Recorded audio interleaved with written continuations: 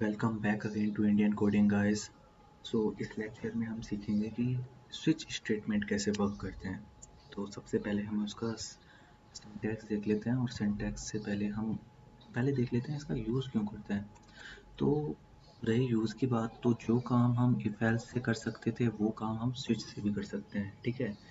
तो ये क्या करता है, सबसे पहले हम इसमें एक अपनी कंडीशन दे देते हैं और ये उनको और इसके केसेस बटे हुए होते हैं और ये उस कंडीशन को इवेल्युएट करता जाता है अपनी केसेस में, और जो भी ब्लॉक इसका ट्रू हो जाता है यह उस ब्लॉक को एग्जीक्यूट कर देता है और बाहर आ जाता है, ठीक है। तो अब इसका हम सिंटैक्स देख लेते हैं, फिर एग्जांपल की हेल्प से इसको समझ लेंगे।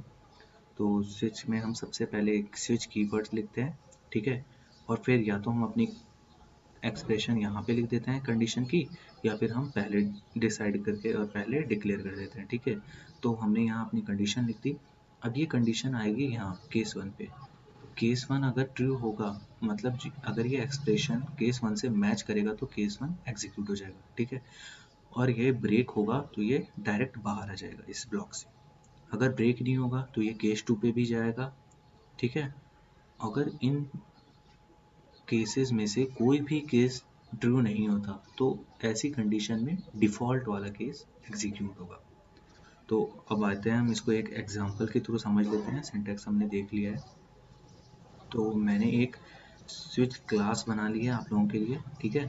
तो अब हम इसको एक एग्जांपल से देख लेते हैं। तो ठीक है, तो मैंने क्या किया, ये एक प्रोग्राम है डे पता करने का कि आज कौन सा डे है, ठीक है। तो हमने देख लिया कि हमें ये पता करना है कि ये कौन सा डे है। तो हमने सबसे पहले एक वेरिएबल बना लिया डे, उसमें एक वैल्यू असाइन कर दी 1 की, ठीक है। अब हम देखते हैं स्विच ब्लॉक का कैसे इसमें यूज होता है। तो सबसे पहले हम स्विच कीवर्ड रखेंगे, तो उसके बाद मैंने बताया था कि हमारी जो भी कंडीशन होगी वो एक्सप्रेशन हम यहाँ डालते, या तो हम डायरेक्ट यहाँ 1 लिख देते या फिर हमने एक वेरिएबल बनाया उसमें 1 डाला और डे यहाँ लिख दिया।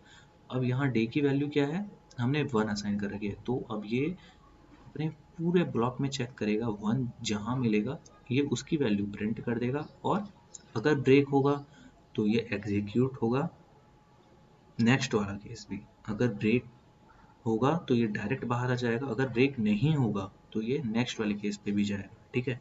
तो एक बार हम इसको एक बार रन कर लेते हैं। पहले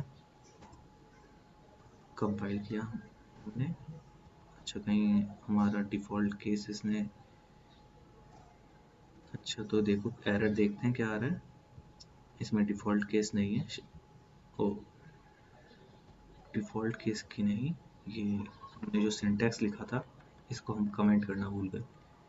तो आप देखते होंगे कि कैसे हमें डिबगिंग काम आती है, जो भी एरर आया उसको हमें पढ़ना चाहिए, तब हमें पता लगेगा कि क्या मिस्टेक आती है।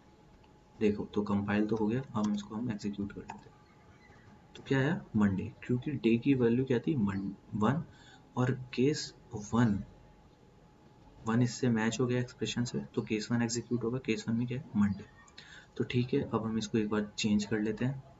जैसे हमने डाल दिया 3, तो हमारे क्या वैल्यू होनी चाहिए, वेडनेसडे, ठीक है। इसको हम एक बार कंपाइल कर लेते हैं। कंपाइल हो गया, अब हम रन कर लेते हैं। तो देखो आ गया वेडनेसडे। तो ये ऐसे होता है गाइस। आई होप आपको समझ में आ गया होगा।